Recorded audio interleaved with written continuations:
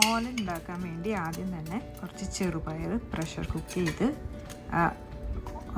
അതും കുറച്ച് കുമ്പളങ്ങയും വേപ്പിലയും പച്ചമുളകും ആവശ്യത്തിന് ഉപ്പും ചേർത്ത് ഒട്ടും വെള്ളം ചേർക്കാതെ നമുക്കൊന്ന് മൂടി വെച്ച് വേവിച്ചെടുക്കാം.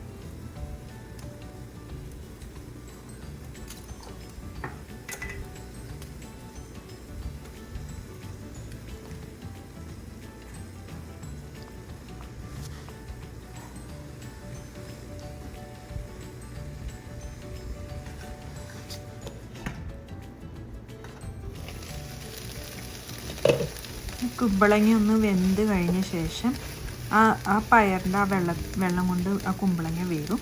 അത് വെന്ത ശേഷം അതിലേക്ക് നമുക്ക് നല്ല തേങ്ങാപ്പാൽ ഒഴിച്ചു കൊടുക്കാം.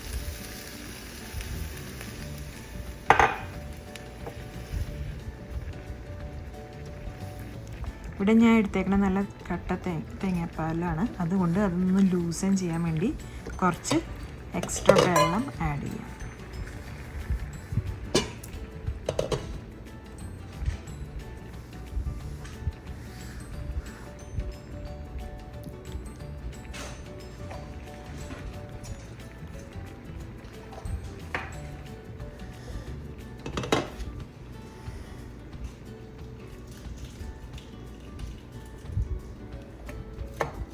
ഇനി മൂടി വെച്ച് വേവിക്കാം. ഇടയ്ക്കൊന്ന് ഇളക്കി കൊടുക്കാം.